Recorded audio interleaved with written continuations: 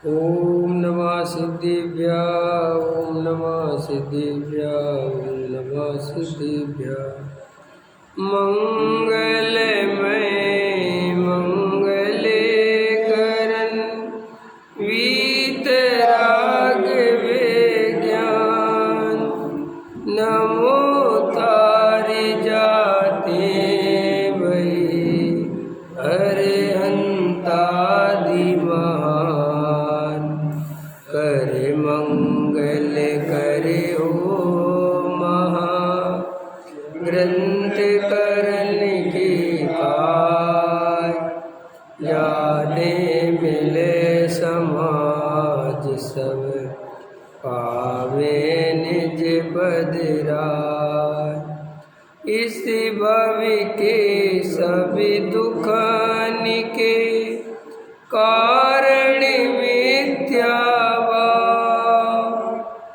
तिनकी सत्ता नाश कर प्रगटे मोक्ष उपाय। आचार्य कल्प पंडित टोडरमल जी द्वारा रचित मोक्ष मार्ग प्रकाशक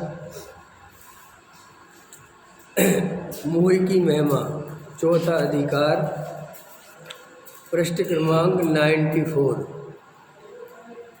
क्या कहते हैं देखो नीचे के पैराग्राफ से, तथा अपने को परलोक में जाना है यह प्रत्यक्ष जानता है।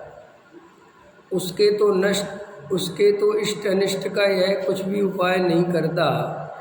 और यहाँ पुत्र पौत्र आदि मेरी संतति में बहुत काल तक इष्ट बने रहें, अनिष्ट ना हो, ऐसे अनेक उपाय करता है। किसी के परलोक जाने के बाद इस लोक की सामग्री द्वारा उपकार हुआ देखा नहीं है, परंतु इसको परलोक होने का निश्चय होने पर भी इस लोक की सामग्री का ही पालन रहता है।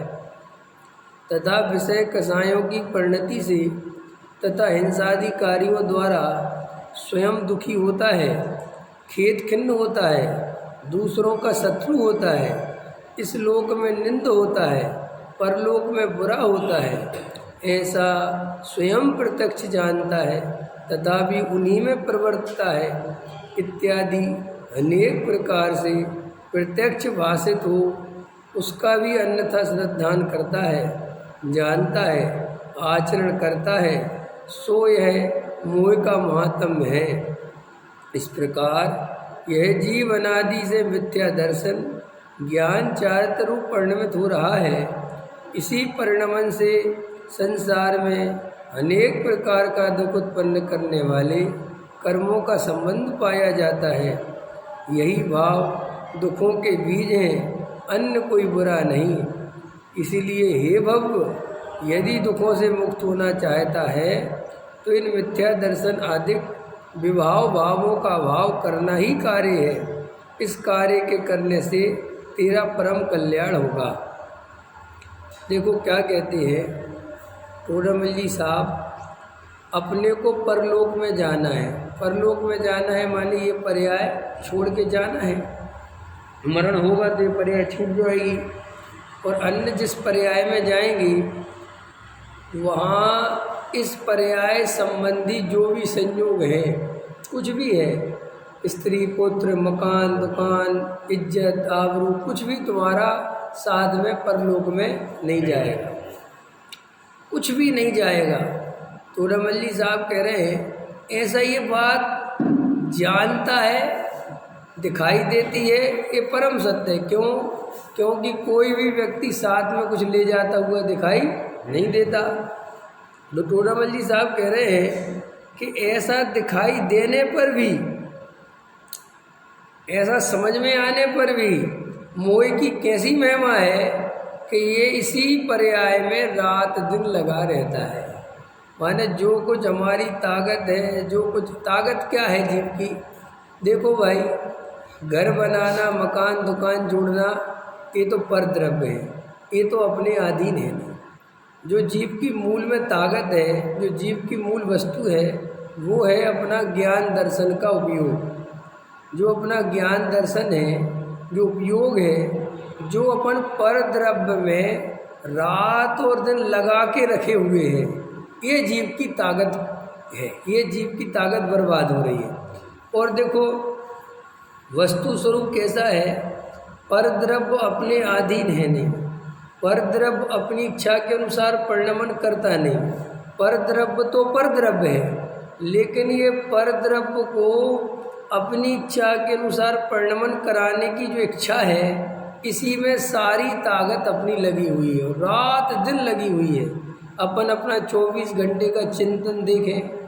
देखो धर्म है क्या चीज़? धर्म मतलब जैसा वस्तु का स्वरूप है वैसा श्रद्धान हो जाना, वैसा ही ज्ञान हो जाना और वैसा ही हमारा आचरण हो जाना, इसका नाम धर्म है। और अधर्म क्या है? जैसा वस्तु का स्वरूप नहीं है उसके विपरीत श्रद्धान, उसका विपरीत ज्ञान और उसकी विपरीत प्रवृत्ति, इसका नाम संसार है, इसका नाम मिथ्या दर्शन, मिथ्या ज्ञान, मिथ्या चारित्र है। अब वस्तु स्वरूप तो ऐसा है कि जीव अकेला है, प्रत्येक द्रव्य स्वतंत्र है, एक द्रव्य दूसरे द्रव्य का कुछ करता धरता नहीं है, एक द्रव्य दूसरे द्रव्य का अच्छा बुरा करने में समर्थ नहीं है। वस्तु स्वरूप तो ये है, जीव अनादि से है, अनंत काल तक रहेगा। हालांकि जीव नहीं, सभी द्रव्य अनादि से अनंत काल तक रहते हैं। एक जीव दूसरे जीव में कुछ नहीं कर सकता, जीव जानने देखने वाला है। वस्तु स्वरूप तो ये है, लेकिन अपन का अंदर जो अभी स्थिति है वो क्या है कि एक द्रव्य दूसरे द्रव्य का करता है।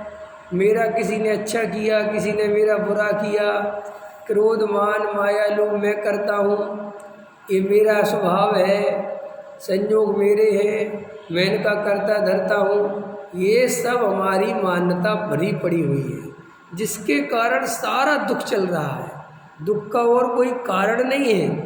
तो टोडामल जी साहब कहते हैं कि ये सारी ताकत पुत्र पौत्र आदि मेरी संतति में बहुत काल तक इष्ट बने रहे। काय में लगी ये ताकत?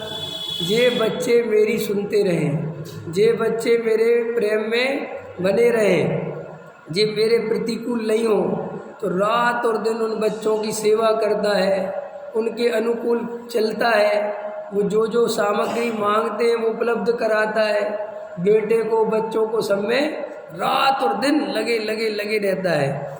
और मज़ेदार बात ये है कि ऐसा होने पर भी वे संयोग वियोग को प्राप्त होंगे ही होंगे। अरे किसी के कितने ही बेटे हों और सारे आज्ञा में रहें तो भी इस पर्याय में मरण होगा कि नहीं होगा? ये पर्याय छूटेगी कि नहीं छूटेगी? छूटेगी। तो इस बात को टोडामल जी साहब कह रहे हैं कि ऐसा सब होने पर भी पता नहीं कैसी बुद्धि है कि वो रात और दिन वही लगा रहता है, वही लगा रहता है। और देखो क्या कहते हैं, किसी के परलोक जाने के बाद इस लोक की सामग्री द्वारा उपकार हुआ देखा नहीं है, परंतु इसको परलोक होने का निश्चय होने पर भी इस लोक की सामग्री का ही पालन रहता है। बोलो, अब लड़ाई झगड़े चल रहे हैं, मस्जिद मंदिर है, ताजमहल भी मंदिर है, चल रहे कि नहीं चल रहे? और आज से 500-700 साल पहले उन लोगों ने जिनका साम्राज्य राज्य रहा होगा, उन्होंने कन्वर्ट कराए, लड़ाई झगड़े करे, लाखों आदमियों को मारा, ख्याल में है ना, खून की नदियां बहा दी। और यहाँ पे मंदिर को, शिवालय को ताजमहल बना गए, जैन मंदिर को हिंदू मंदिर बना दिया। क्या हुआ? तुम तो चले गए, तुम्हारा क्या गया? तुम समझ में आया ना? वो तो सब यहीं पड़ी रह गई सामग्री, और तू उसके चक्कर में कितना राग द्वेष, कितनी आकुलता, कितना पाप करके नरक नगोद में डला होगा और वहाँ नरकों के महादुख भोग रहा होगा। और यहाँ जिस सामग्री के लिए लड़ रहा था, लड़ाई करा गया, वो उसका क्या हो रहा है कि अब दूसरे लड़ रहे हैं। ख्याल में है कि नहीं? ये मर जाएंगे। सारी दुनिया काय काम में लगी, इसी काम में तो लगी है। ख्याल में है ना? वो हमारा तीर्थ कब्जा लिया, उन्होंने हमारा तीर्थ कब्जा लिया। अरे कौन सा तीर्थ, किसका तीर्थ? आत्मा ही अपना तीर्थ है। नहीं समझ में आया? जितने लोग मंदिर के लिए लड़ते हैं, कोर्ट में केस करते हैं और नाना प्रकार की मीटिंगें करते हैं, उपाय करते हैं, उतना ताकत अपनी आत्म कल्याण में लगाएं तो खुद ही भगवान बन जाए। भगवान के नाम पे लड़ने की जरूरत, तुम आदिनाथ की प्रतिमा के लिए लड़ रहे और आदिनाथ कह रहे हैं कि तुम खुद आत्मा को देखो, तुम खुद ही आदिनाथ बन जाओ। नहीं समझ में आया? वो तो संसार देखो भाई, जिसका बहुमत रहेगा वो तो लूटेगा, जिसकी ताकत बढ़ेगी वो तो लूटेगा। और अज्ञानी ने हमेशा जब अज्ञानी ताकत काहे के लिए चाहता है, पावर काहे के लिए चाहता है कि मैं दुनिया को पलट के रख दूंगा। आज अपने को क्या लगता है कि साहब फलानी कौम के साथ अत्याचार हो रहा है, फलानी कौम के साथ अत्याचार हो रहा है, वे जिस दिन संख्या में ज़्यादा हो जाएंगे वे करेंगे। ये तो सारा जगत ऐसे ही चलता है, जिसकी लाठी उसकी भैंस। तो भैया ये जगत के चक्करों में ज़्यादा नहीं फंसना, ज़्यादा दिमाग नहीं लगाना। देखो राग आता है, विकल्प आते हैं, फिर भी उन विकल्पों को निरर्थक जानो, कसाय भाव जानो और ये श्रद्धा पक्की रखो कि ये विकल्प करने योग्य नहीं है, ये निर्णय अंदर होना ही चाहिए। और इतना तत्व ज्ञान सुनने के बाद भी जिन जीवों का ऐसा निर्णय नहीं बन पाता, उन जीवों ने अभी तत्व ज्ञान ही नहीं समझा। जगत चलेगा, देखो और समझ लो थोड़ा सा धर्म क्या है। टोडामल जी साहब जो अपन को समझा रहे हैं यहाँ मोही की महिमा, दौलत राम जी छेड़ाला में कह रहे हैं, जे त्रिवन में जीव अनंत, सुख चाहे दुखते भयवंत। इस संसार में अनंत अनंत जीव हैं, एक इंद्री से लगाकर संगी पंचेंद्री तक, चारों गतियों में जीव ही जीव हैं और सभी जीव सुखी होना चाहते हैं और दुख से डरते हैं। और पता वस्तु स्वरूप कैसा है, हम दुख से डरते हैं और सुख चाहते हैं इसलिए दुखी हैं। क्या कहा मैंने? हम दुख से डरते हैं और सुख चाहते हैं इसलिए दुखी हैं। कि क्या कहना चाहते हो?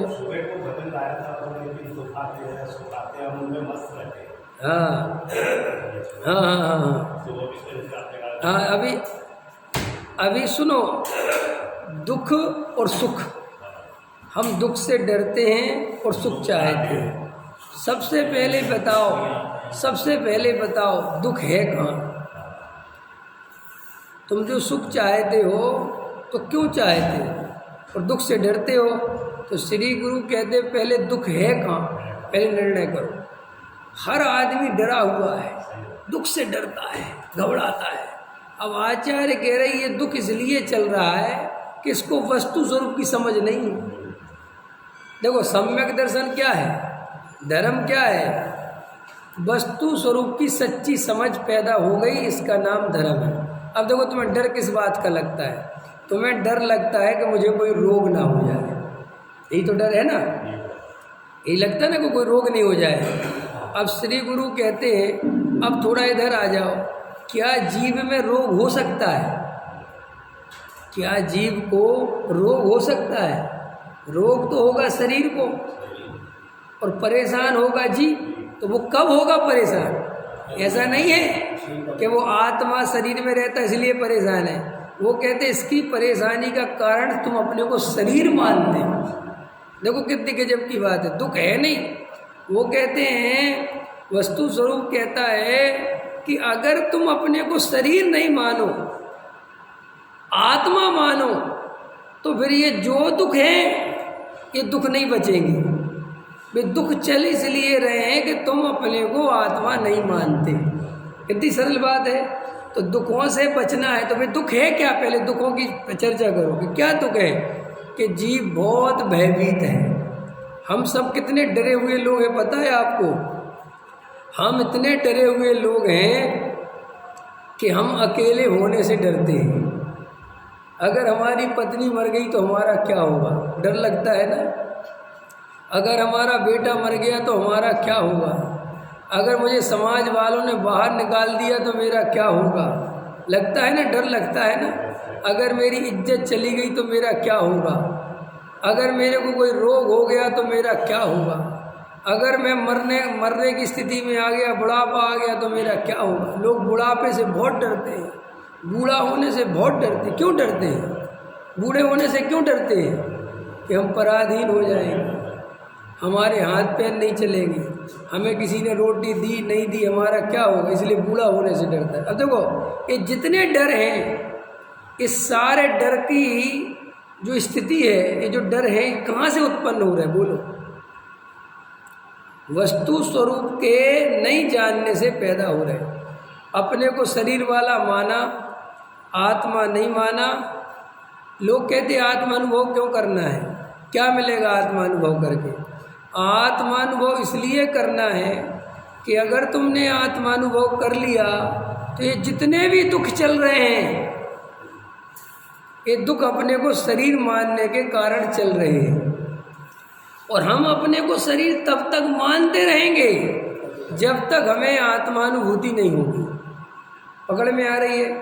और आत्मानुभूति होगी तो ये बात समझ में आ जाएगी कि ये शरीर मेरा नहीं है। और ये बात समझ में आते ही कि ये शरीर मेरा नहीं है, वे सारे दुखों की श्रृंखला तुरंत मिट जाएगी। 1 मिनट नहीं लगेगा उन दुखों को मिटने में। इसलिए आत्मानुभव करना चाहिए। लोग कहते हैं आत्मानुभव, अरे विरसशील संयम जरूरी नहीं है, उनसे दुख नहीं मिटता, घबराना नहीं। दुख मिटता है वस्तु स्वरूप की सच्ची समझ से, अनुभूति से। लोगों के दिमाग में भरा पड़ा हुआ है धर्म क्या चीज़ है। धर्म तो सब तरह का डर निकल जाए, इसका नाम धर्म है।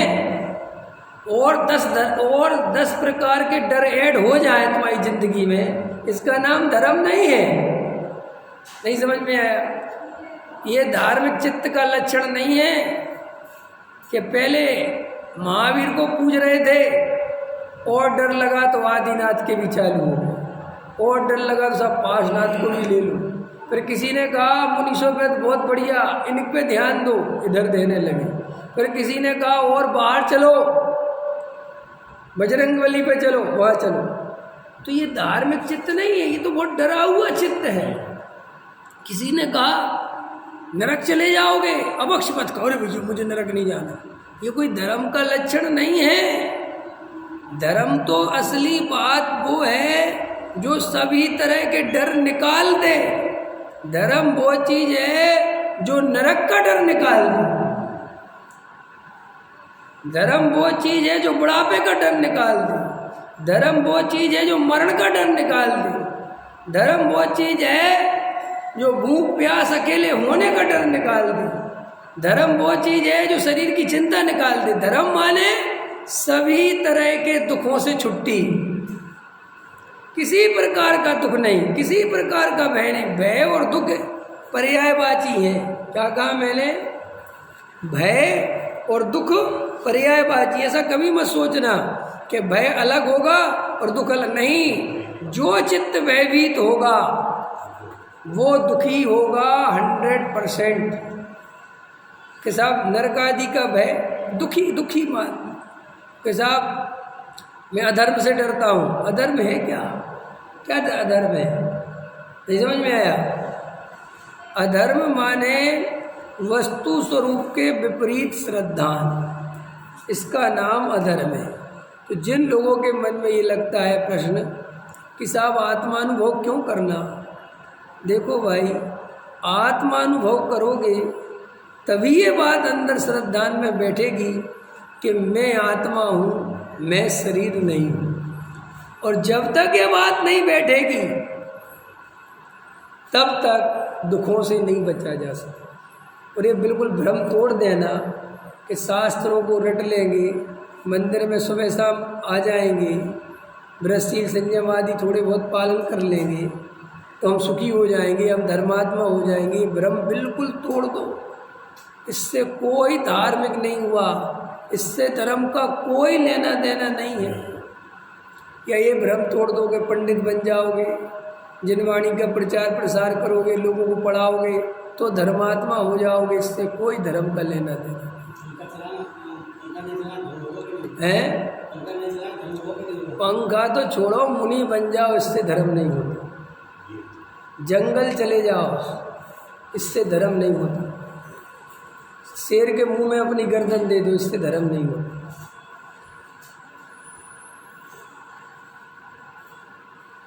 ये मत सोच लेना कोई द्रव्यलिंगी बैठा हुआ है, आत्मा को नहीं जानता और शेर खा गए, चीते खा गए तो मोक्ष नहीं चला जाए, सुखी नहीं हो जाएगा। यानी साहब उठेगा नहीं, शेर खाते रहे तो उससे क्या होता है? ऐसे तो बहुत बहादुर लोग होते हैं, गोली खा लेते सीने पे, उससे क्या होता है?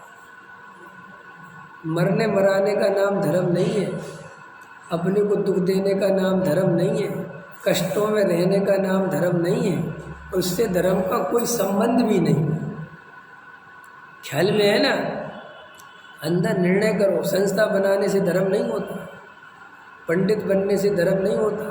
अरे जब महाराज बनने से धर्म नहीं होता तो 2 कौड़ी के पंडित बनने से धर्म कैसे हो जाएगा? हैं?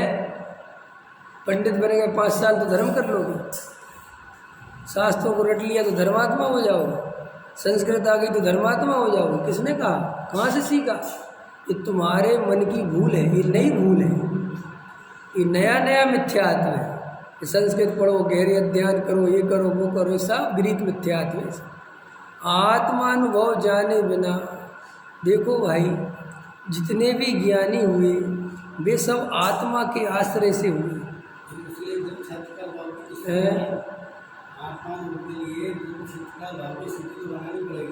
हाँ बराबर है, बहुत अच्छा है। आत्मानुभव के लिए क्या करना पड़ेगा? बराबर है, बराबर है। ये मेरा प्रवचन उन्हीं लोगों के लिए चल रहा है जिनकी स्थिति बन गई। जिनकी नहीं बनी है उनके लिए प्रवचनकार बहुत है, समझ में आया? मैं तो एमए की क्लास पढ़ा रहा हूँ, मैंने पहली दूसरी बंद कर दी, सीधा प्रोफेसर के पद पे बैठा हूँ मैं। मुझे ये ABCD नहीं पढ़ाना, और ABCD पढ़ाने वाले बहुत पंडित हैं, बहुत हैं, लगे हुए सब, और उनको करने दो वो काम, वहाँ से छट के माल नहीं आएगा। समझ में आया कि नहीं आया? जैसे वो प्रोफेसर वगैरह होते हैं, वे primary, middle, high school, high secondary school को वहाँ ध्यान नहीं देते, लेकिन बच्चे वहीं से छट के आते हैं। तो वो कहते जो इतनी क्लासें पास कर लेगा वो यहाँ एडमिशन लेगा, तब उससे अपन बात करेंगे। तो कॉलेजों में क्या होता है? लेक्चर माने बोलता है, ना तो कॉपी पेन पे लिखवाता है ना कुछ कहता है, वो तो सिर्फ लेक्चर देता है। ऐसे हम तो मैं वो सारी क्लासें पास हो गए ये मानते हैं, तो मेरा प्रवचन वे लोग सुने जो इतनी क्लासें पास कर ली हो। मैं सही बता रहा हूँ, जिनको अभी ABCD नहीं आती हो उनको मेरा प्रवचन पचेगा नहीं, उल्टी करते फिरेंगे इधर उधर। समझ में आया?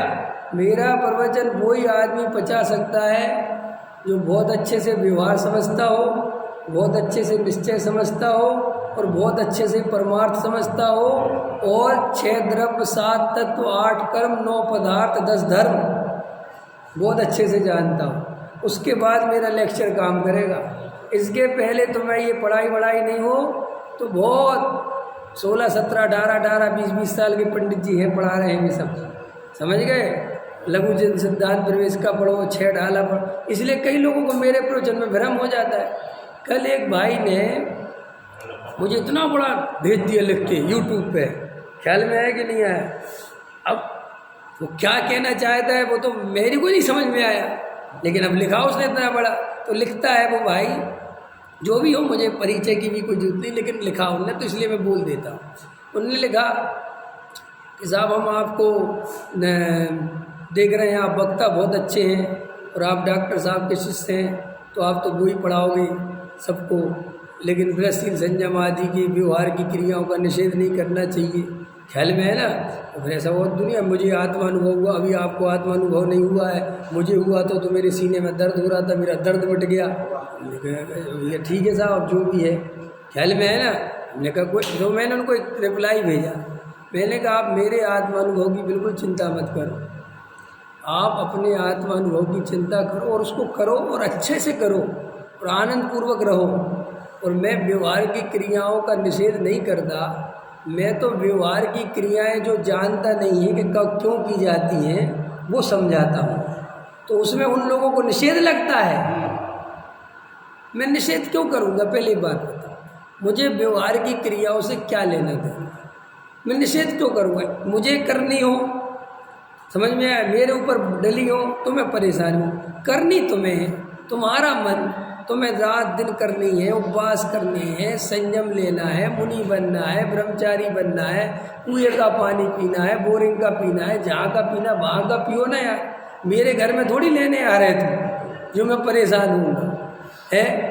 मुझे ऐसा तो नहीं है कि तुम मेरे घर पर रुके हो तो मैं परेशान भी हूँ कि यार इस आदमी का मैं कहाँ तक करूँ, तो मैं उसका निषेध करूँ। मेरे घर पे तो कोई नहीं आता, ख्याल में है ना, क्योंकि मैं तो मेरे घर पे कैसे आए अंदर। अपने को अंदर से गहराई से समझना कि हम निषेध क्यों। हम देखो भाई, अब अच्छे से समझ लो, मैं ना किसी संस्था का आदमी हूँ, ना मैं किसी का शिष्य हूँ, ये सब चीज़ें खत्म हो गई। ना मैं किसी का गुरु हूँ, ये भी खत्म है। ना मैं किसी पंथ में हूँ, ना किसी संप्रदाय में हूँ, ना कोई मुमुक्षु हूँ, ना गैर मुमुक्षु हूँ, मैं कुछ नहीं हूँ। मैं सिर्फ और सिर्फ आत्म कल्याण की बात करता हूँ। मुझे सिर्फ और सिर्फ आपके आत्म कल्याण से लेना देना है। अब वो आत्म कल्याण मेरी दृष्टि से कैसे हो सकता है वो मैं बता रहा हूँ, जो मुझे लगता है। तुम्हें कुछ और लगता हो तो मैं उसका विरोधी नहीं हूँ। तुम्हें लगता है कि ऐसा करके हो सकता है तो तुम वो करो यार, सीधी सी बात है। मैं अपनी बात कहने में स्वतंत्र हूँ। तुम्हें मेरी बात जमे जमाओ, नहीं जमे मत जमाओ। मैं ये तो नहीं कह रहा कि नहीं मैं ही सही कह रहा हूँ, तुम्हें मेरे हिसाब से तो मैं सही कह रहा हूँ। अब किसी को भैया बृहस्पति संयम करके आत्मा मिलता हो, आत्मानुभूति होती हो तो भाई वो करो। किसी को मंदिर में 2-4 घंटे लगा के आनंद आता हो तो वो करो। किसी को महाराजों की सेवा करके भैया वृत्ति करके आत्मा मिलता हो तो वो करो। किसी को मुनि बन के आत्मा मिलता हो तो मुनि बन जाओ। किसी को ब्रह्मचारियों के पीछे दौड़ने से आत्मा मिलता हो तो उनके पीछे दौड़ो। मुझे किसी का विकल्प है ही नहीं। और मेरा पर्सनली कोई मतलब अटैचमेंट किसी संस्था से किसी से कुछ है नहीं। मैं तो आपसे ये कहता हूँ कि भाई मुझे ये बात समझ में आती है। अब मेरे तर्क, मेरी युक्ति, मेरी बात आपको जमती हो तो जमा। कोई आदमी बृहस्पति संयम आदि करता है, समझना मेरी बात, और मैं अपने तर्कों से युक्तियों से उन बृहस्पति संयम आदि की समझ लो तुम्हारी भाषा में उड़ा देता हूँ, उदाहरण के उड़ा देता हूँ, निषेध करता हूँ, तो तुम घबरा क्यों जाते हो? तुम अपने बृहस्पति संयम पे पक्के रहो ना। अगर तुम मेरे कहने से डर जाते हो तो तुम्हें बृहस्पति संयम तुम्हारे 2 कौड़ी की है यार। तुम्हारा बेटा तुम्हारा है, अब मैं तुम्हारे बेटे की कितनी बुराई करूं कि तुम छोड़ दोगे? अनाथ आश्रम में दे आओगे क्या? एक पंडित जी थे, उनने भैया इतनी बुराई करी मेरे बेटे की, मैं नहीं रहूँगा। ऐसा होता है कभी? अरे तुम बुराई कितनी, पूरी दुनिया इकट्ठी हो जाए तो भी कोई अपने बेटे को थोड़ी छोड़ेगा। ऐसे ही अगर तुम्हें बृहस्पति संयम आदि पे भरोसा है और तुम करना चाहते हो और तुम्हें उनमें धर्म दिखता है, तुम्हें आत्मा दिखता है, तुम्हें शांति मिलती है, तुम्हें करने में मजा आता है, खत्म बात। अब मैं कितने ही बोलूं, प्रक्षाल करने में कुछ नहीं होता। तुम आना, तुम करना। तुम मेरे मुंह से क्यों कहलवाना चाहे तो कैसा मत कहो। ये तो मेरा चित्त है ना, ये तो मेरी स्वतंत्रता है ना। तुम्हें करना है करो, तुम्हें जमती है बात जमाओ। लेकिन अगर तुम मेरे तर्क युक्तियों से घबरा जाते हो, अगर तुम्हें मेरी बातें आकर्षित करती हैं और घबराहट पैदा करती हैं, इसका मतलब ये है कि तुम्हारा निर्णय मजबूत नहीं। और जैसे ही तुम्हें वो बातें कही जाती हैं, तुम्हारा चित्त घबराने लगता है कि यार ऐसा तो नहीं है कहीं हम भ्रम में जी रहे हों, ऐसा तो नहीं अपन गलती कर रहे हों, अथवा ये आदमी गलत बोल रहा है, ये पापी है। क्योंकि मन तभी तो संतुष्ट होता है, या तो दूसरा गलत सिद्ध हो जाए या हम गलत सिद्ध हो जाए। तो मैं गलत सिद्ध हो जाऊं ये कोई नहीं चाहता, दूसरा गलत सिद्ध हो जाए तो उसका विरोध करते। लेकिन मैं ये कहता हूँ हमें किसी का क्या विरोध करना। कोई अभी देखो दुनिया में इतने प्रवचनकार हैं, इतने पंडित विद्वान, सब बोल रहे हैं, अपने अपने हिसाब से बोल रहे हैं, महाराज अपने, अरे बोलने दो ना। ये तो तुम निर्णय करो कि तुम्हें क्या चाहिए। तुम्हें जिसकी बात जमे तुम उसकी सुनो। तुम किसी के पीछे क्यों पड़ते हो, ऐसा क्यों बोल रहे? अरे भाई आप उसके बोलने की जगह उसको सुनना बंद करो। क्या लेना देना। जिसको उसकी बात सुननी होगी वो सुनेगा, जिसको नहीं सुननी होगी नहीं सुनेंगे। अब निर्मल बाबा ने दरबार लगाया, जाने वाले गए, 3,000 रुपये लेके गए, क्या कर लोगे तुम नहीं गए, अच्छी बात है, जो जाना है। तो ऐसे ही अपन को अंतरंग से लोगों के मन में ऐसी धारणाएं बनती हैं। अब उस भाई ने इतना लंबा लिखा, इतना सारा लिखा, अब लिखा, अब मैंने ये भी नहीं कहा कि आप मेरे 2-3 प्रवचन सुनो या कोई ऐसे सुनो, मुझे क्या लेना देना भाई। जिसकी होनहार भली होगी वो 1 ही मिनट में समझ जाएगा, और नहीं होनहार भली होती तो कितने ही समझाओ नहीं समझता। दूसरी बात, जिनको बात जम रही है, जिनको कुछ अच्छा लग रहा है उनको अच्छा लगने दो, जिनको नहीं लग रहा है, हाँ तुम प्रेम पूर्वक कोई शंका पूछो, उसका समाधान करूँगा किसी भी प्रकार के वृषशील संयम आदि के संबंध में। लेकिन भाई वृषशील संयम आदि में धर्म नहीं होता, वृषशील संयम आदि से धर्म नहीं होता। ये मैं नहीं कह रहा हूँ, मैं अकेला नहीं कह रहा हूँ, मैं ऐसा नहीं कहना चाह रहा हूँ कि मैं ही ये कह रहा हूँ। अगर तुम्हारे पास बुद्धि है तो तुम उठा के देखो, अनेक ज्ञानियों ने ये बात कही है, कि ग्रंथों में लिखा, जगह जगह लिखा हुआ है। ये अलग बात है कि उसे हाईलाइट करने की हिम्मत हर किसी की नहीं होती, क्योंकि उसको हाईलाइट करने के लिए सिर पे पत्थर पड़वाने पड़ते हैं, गाली खानी पड़ती है, बुरा बनना पड़ता है, समझे। अरे चमचागिरी करना बहुत आसान है, समझ में आए, चमचागिरी करना बहुत आसान है, लेकिन उसके विरोध में बोलना बहुत कठिन है ना। क्यों विरोध में बोलोगे तो मामला गड़बड़ा जाएगा। हाँ हाँ, लेकिन ये जो है ये तो नहीं कि आप जबरदस्ती आप बिल्कुल बराबर है, बिल्कुल ठीक, आपने बताया, हमने सुनी बराबर। हाँ यस नहीं तो जबरदस्ती क्यों थोप रहे, जबरदस्ती क्यों थोप रहे, हम तो नहीं थोप रहे जबरदस्ती। और जबरदस्ती आत्मानुभव थोपा भी नहीं जा सकता, क्रियाकांड थोपा जा सकता है जबरदस्ती, समझ में आया ना। आत्मानुभव तो नहीं थोपा जा सकता, वो तो तुम क्या कर, मैं कैसे थोप दूंगा, लेकिन क्रियाकांड थोप सकता हूँ। रात का पानी छोड़ो जैन साहब, ऐसे नहीं चलेगा, ये थोपा जा सकता है। लेकिन आत्मानुभव में क्या कर लोगे, क्या कर लोगे, कैसे थोप दोगे, वो तो तुम करोगे तो करोगे। तो क्रियाकांड थोपने वाले थोप रहे हैं। और मैं तो ये देखता हूँ अच्छे स्वाध्याय करने वाले भी वो क्रियाकांड का मोह नहीं छोड़ पाते। मोह नहीं छोड़ पाते माने वो क्रियाकांड से धर्म नहीं छोड़ पाते। वो उनसे पूछो ये आदमी धार्मिक क्यों है, कि दिन की क्रिया देखी आप, माने आपने इतना स्वाध्याय करने के बाद भी किसी की क्रिया को धार्मिकता का आधार बनाया, तो आपने स्वाध्याय किया ही नहीं, इसका मतलब नहीं समझ में आया। देखो अभी घबराना नहीं, जिनेंद्र भगवान समूह शरण में बैठे, कौन बैठा है समूह शरण में। आपने कभी सोचा जिनेंद्र भगवान की वाणी इस तरीके से क्यों प्रेजेंटेशन है उस वाणी का कि सभी जीवों को अपनी अपनी भाषा में समझ में आती है, ऐसा क्यों है बताओ।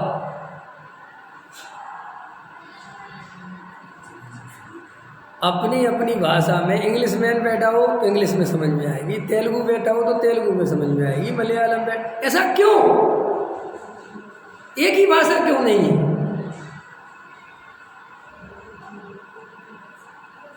अरुण जी क्यों, हमें क्यों बताओ। अरे इतनी सरल सी बात है कि अगर उसे उसकी भाषा में नहीं समझाओगे तो समझ में कैसे आएगा। इतना सरल सा उत्तर है ना भाई, कि नहीं ये रहे जिनेंद्र भगवान, तुम तो देखो यहाँ समझने की जरूरत कुछ नहीं है। अरे जब समूह शरण में जिनेंद्र भगवान भी तुम्हें तुम्हारी भाषा में समझाते हैं, उदाहरण के लिए वे ये नहीं कहते कि मुझे देखो और सब समझ में आ जाएगा, ऐसे नहीं चलता। ऐसे ही कोई बड़ा से बड़ा क्रियाकांडी हो लेकिन वो आत्मा की बात सही ढंग से नहीं सुना सके तो क्या उसकी क्रियाएं देख के सम्यक दर्शन हो जाएगा तुम्हें? सम्यक दर्शन तो नहीं होगा। ये जरूर होगा कि तुम ऐसी क्रियाएं करना सीख जाओ। और ये जितने जो उदाहरण मिलते हैं शास्त्रों में, एक मुनिराज का आहार देखा है ना, उस क्या था वो जिसने भी दूर आते हैं ना, और उसको सम्यसन हो गया, तो वो मुनिराज के आहार देख के सम्यसन नहीं हुआ है।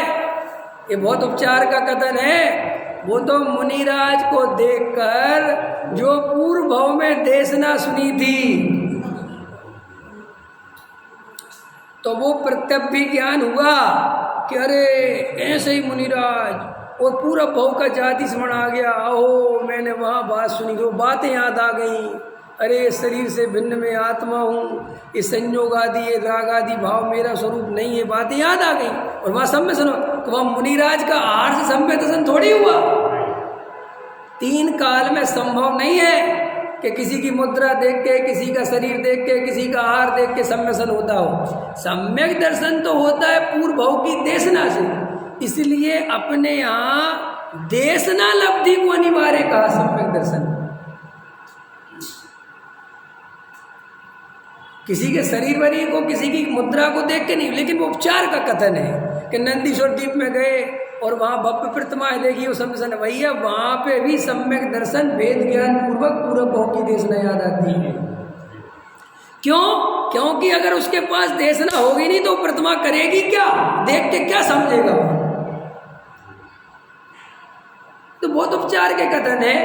इसलिए कोई बहुत बड़ा क्रियाकांडी हो, बहुत बड़ा हो, मैं तो कहता हूँ इसलिए साहब इस आदमी के पीछे दौड़ो, इसी क्या मतलब है? हाँ वो आदमी क्रियाकांड के विरोध में नहीं बोल रहा मैं। एक बहुत बड़े साधु हैं, उनका नाम नहीं लेना चाहता, आप सब परिचित हैं। वो बहुत बड़े साधु हैं, उनका पूरे जगत में ख्याति प्राप्त है, वो जगत प्रसिद्ध है, वो सारा जगत उनको नमस्कार करता है। लेकिन उनका प्रवचन कोई काम का नहीं,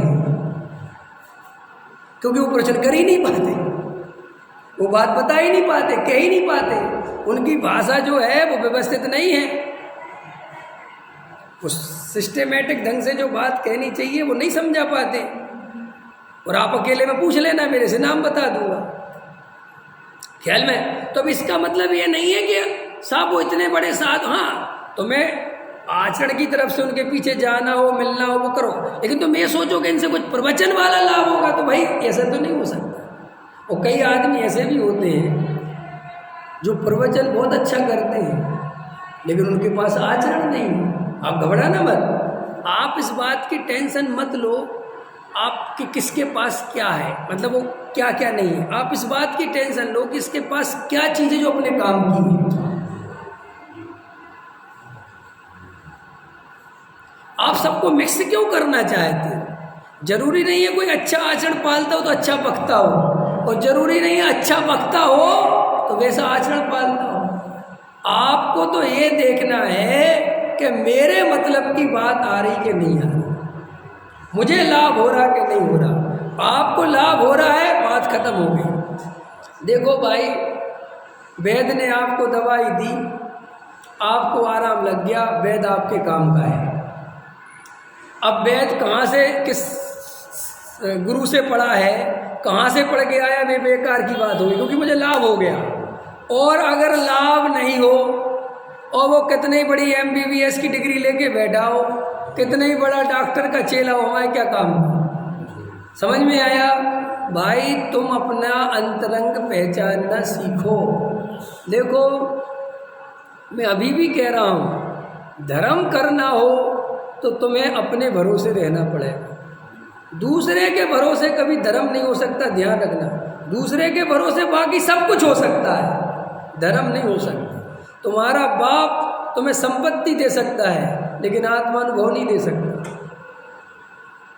तुम्हारे घर वाले तुम्हें कुल जाति की अपेक्षा संस्कार दे सकते हैं, ऐसे उठो, ऐसे बैठो, ऐसे चलो, ऐसे बोलो, ऐसे खाओ, ऐसे रहो, लेकिन आत्मानुभव नहीं दे सकते।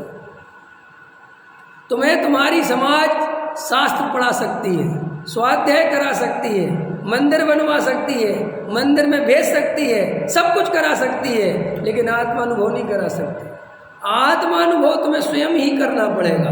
और आत्मानुभव वही व्यक्ति कर सकता है जो निर्णय लेने की क्षमता रखता हो, जो तर्कवान हो, युक्तिवान हो। और जो आदमी तर्क युक्ति से रहित है, जिसके अंदर कोई विचार शक्ति नहीं है, अंध भक्त है, किसी की भक्ति में चला जाता है, किसी के भी चरणों में लौट जाता है, क्रियाकांड से धर्म मानता है, क्रियाकांड करने वाले को धर्मात्मा मानता है, उस आदमी का आत्मानुभव दुर्लभ है। मैं ये तो नहीं कह रहा असंभव है, क्योंकि कभी योग्यता जग जाए तो हो जाए, लेकिन ऐसी परिणति में तो असंभव है। क्लियर हो गई बात, समझ में आ गई? इसलिए भैया मैं फिर से कह दूं, विरसशील संयम आदि से मुझे कोई लेना देना नहीं है, ना मैं उसके विरोध में हूँ, ना मैं पक्ष में हूँ। सिर्फ मैं ये कहना चाहता हूँ कि विरसशील संयम आदि करने से धर्म नहीं होता, धर्म आत्मानुभव करने से होता। आत्मानुभव करने के लिए विरसशील संयम आदि करते हो कि समय बचेगा, आज उपवास करूँगा तो दिन भर मिलेगा, तो वेरी गुड। और तुम उपवास करके दुकान चलाते हो, तो इससे अच्छी 2 रोटी खा लो, काय को भूखे मर रहे हो, कुछ नहीं होता। मैं तुम्हें क्यों भूखा मारूं भाई, क्यों तुम्हें झूठे दिलासा दिलाऊं? स्वर्ग चले जाओगे, कम से कम पाप से तो बच गए। रोटी खाने से कोई पाप बाप नहीं लगता, भूखे मरने से जरूर पाप लगता है, क्योंकि परिणाम बिगड़ते हैं, और परिणाम बिगड़ेंगे तो पाप लगेगा, लेकिन रोटी खाने से कोई पाप बाप नहीं लगता। ख्याल में आया कि नहीं आया? हाँ, तुम रोटी इसलिए छोड़ रहे हो कि मुझे रोटी नहीं बनानी पड़ेगी और विकल्प नहीं करना पड़ेगा, और आज मुझे दिन भर आत्मा आराधना करनी है, आज मैं 10 बजे भीम गली में जाके अपना शांति से बैठूंगा, तो बिल्कुल वेरी गुड, उपवास ही करो। लेकिन उपवास के लिए करते हो, भूखे रहने के लिए करते हो, स्वर्ग के लिए करते हो? कल उस भाई ने भी लिखा, कसाई की मंदता के बिना आत्मानुभव नहीं होता। कौन कहता है कसाई की तीव्रता में आत्मानुभव होता है? मैं खुद ही कहता हूँ, कसाई की मंदता में ही आत्मानुभव होता है। कसाई की तीव्रता में कैसे हो जाएगा जी आत्मानुभव? अरे जो व्यक्ति आत्मानुभव तभी तो होगा जब विचार करने बैठेगा, एकांत में बैठेगा। ऐसे चलते फिरते तो हो जाएगा नहीं। एक श्वेतांबर मत तो है नहीं कि झाड़ू लगाते लगाते सम्मसन हो जाए। ख्याल में है? यहाँ तो वही वस्तु स्वरूप है। तो भैया जब वो तत्व विचार करने बैठेगा, और जो जीव तत्व विचार करने बैठा तभी कसायमंद हो गई। इसमें क्या है? ये मैंने सोचा कि मुझे भेद ज्ञान करना है, बस कसायमंद हो गई। मेरे अंदर इतना भाव आया कि मुझे आत्मा की ओर ध्यान देना, वो मेरी कसायमंद हो गई। तीव्र कसाय तो वही कहलाती है जहाँ आत्मा की याद नहीं आए, भेद ज्ञान का भाव नहीं हो, आत्मा की दृष्टि करने की स्थिति नहीं, इसका नाम तीव्र कसाय। मिथ्या दर्शन किसे कहते हैं? जो आत्मा की याद नहीं आने दे, इसका नाम मिथ्या दर्शन।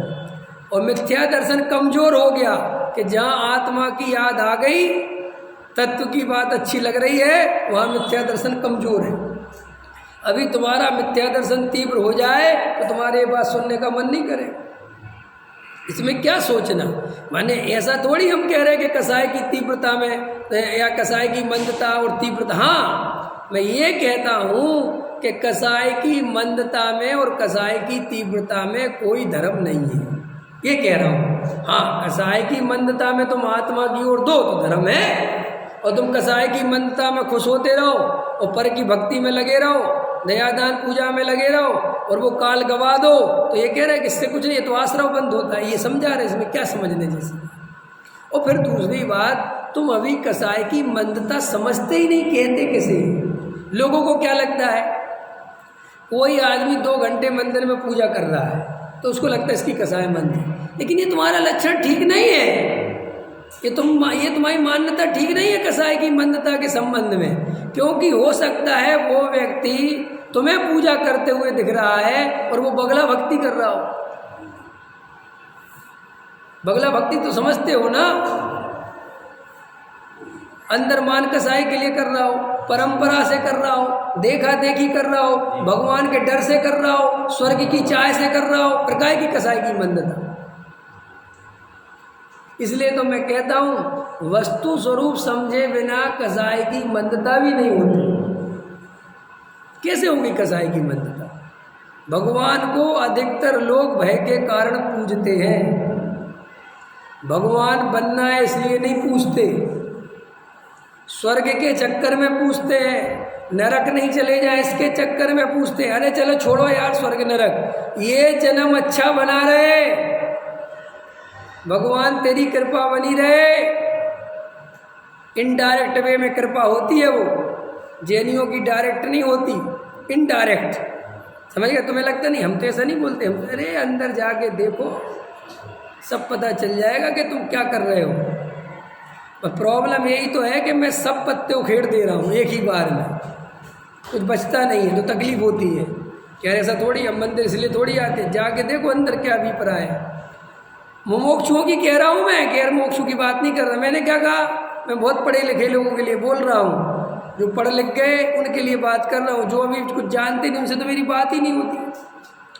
अभी भी अच्छे अच्छे मुमुक्षु जो अपने को मुमुक्षु कहते हैं, वे भी भगवान के पास पाप से बचने के लिए आते हैं, पुण्य के लिए आते हैं,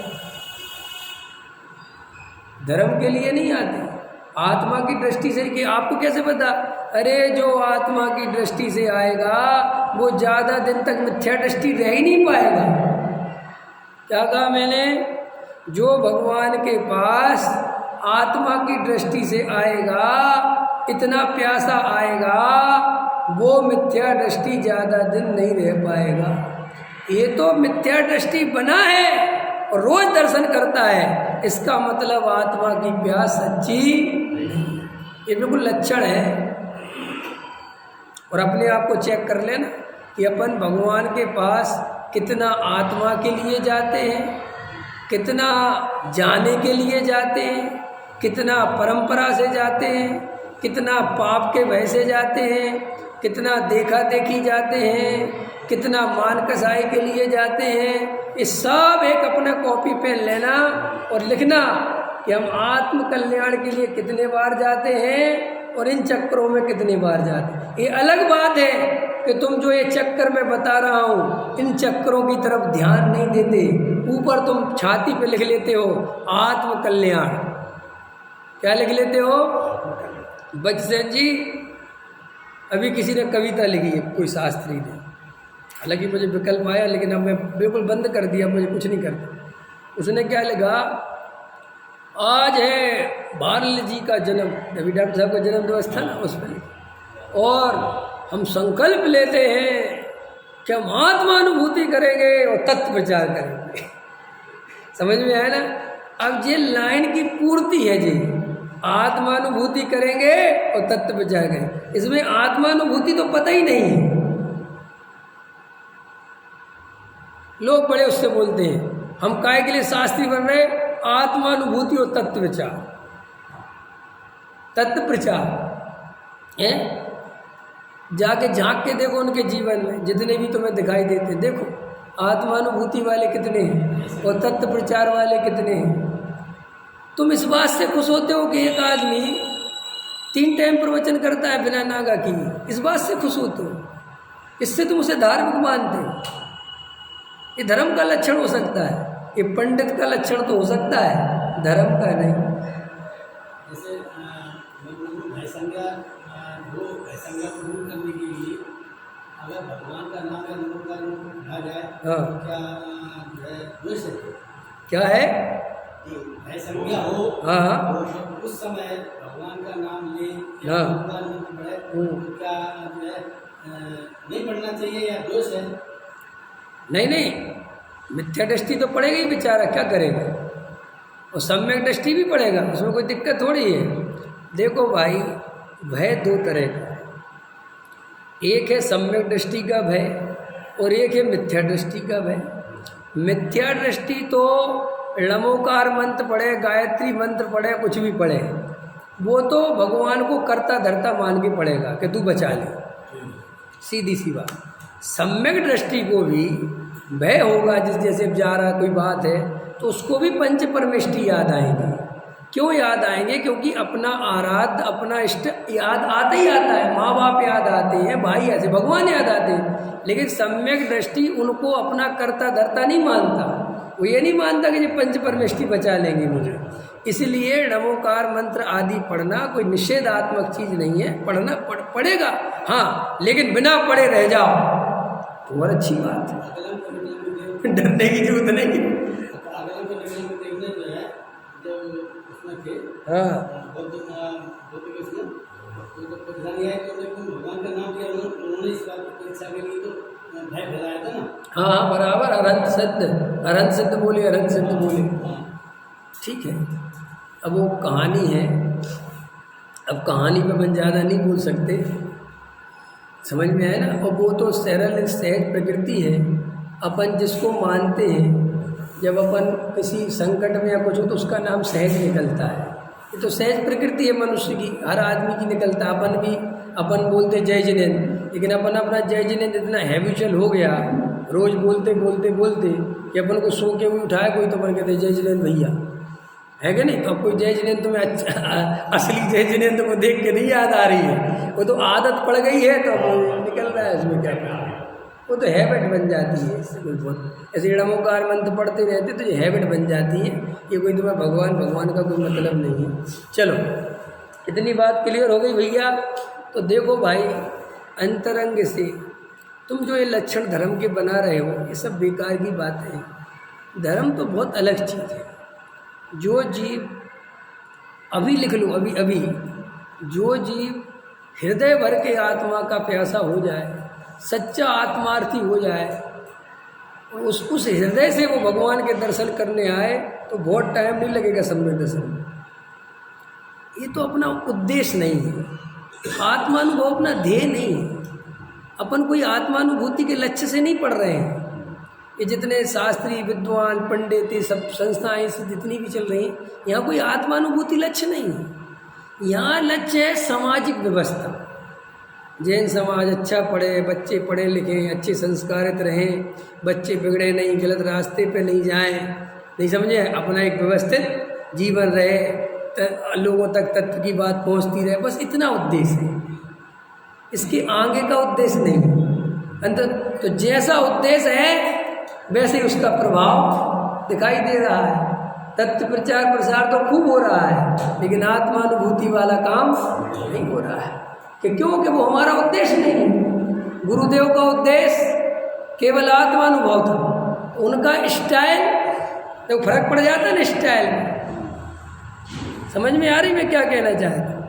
जिस आदमी का जो उद्देश्य होगा उसका स्टाइल वही होगा। इसलिए तुम स्टाइल से पहचान लिया करो इसका क्या उद्देश्य है। तुम्हें पंडित और ज्ञानी में भी अंतर दिखा दूंगा, 2 मिनट लगेंगे तुम्हें दिखने लगेगा कि ये पंडित है और ये ज्ञानी है, 2 मिनट में लगने लगेगा। जो शास्त्रों की बातें करे और आगे पढ़ो, आगे बढ़ो, आगे पढ़ो और आगे बढ़ो, समझ लेना ये पंडित है। ये पंडित का लक्षण है। जो बहुत शास्त्रों की बात करे, यहाँ ये लिखा है, यहाँ ये लिखा है, वहाँ ये लिखा है, वहाँ ये लिखा है, और आगे पढ़ो, एक ग्रंथ पूरा हो गया, दूसरा खोलो, दूसरा तीसरा हो गया, ये पंडित का लक्षण है। क्रियाकांडी का लक्षण क्या है? क्रियाकांडी का भी लक्षण है। जो शास्त्रों की बात कम करे, क्रियाकांड की बात ज़्यादा करे। तो रात में पानी पीते हो, नरक जाने के रास्ते हो। रात में पानी छोड़ना चाहिए, आत्मार्थी कहलाने लायक नहीं। इन बातों पे ज़्यादा तवज्जुह दे, ज़्यादा ताकत लगाए, समझ लेना क्रियाकांडी। अब तीसरा आदमी आ जाओ जो ना तो शास्त्रों को बहुत पढ़ा है, ना बहुत क्रियाकांड की बात करे, सिर्फ यही करे कि तुम तो जैसे बने वैसे आत्मा का अनुभव करो। यही उपाय है आत्मा के अनुभव, कोई उपाय नहीं है। समझ लेना ये इसका टारगेट आत्मानुभव है। ये इन दोनों से हटके तीसरा आदमी है। अंतर समझ में आया? लेकिन हमारे यहाँ प्रॉब्लम ये है कि हमें अंतर करना तक नहीं आता। हम तो इतना, मैं तो सोचता था पहले दिनेश जी कि यार मुमुक्षु समाज बहुत पढ़ी लिखी समझदार समाज है, इन लोगों में बहुत बुद्धि है। मुझे नहीं पता था ये तो बुद्धिहीन होते जा रहे दिन पे दिन। सच बता रहा हूँ, मैं पहले सोचता था पढ़े लिखों की कौम है, स्वाध्यायी कौम है, लेकिन ये तो मूर्खता की लिमिट क्रॉस कर रहे हैं, पागलपन चल रहा है, कुछ है ही नहीं, तत्व खत्म करने में लगे हुए हैं। अब दो चीजें मोक्षों में चल रही हैं, क्रियाकांड और सम्मान समारोह।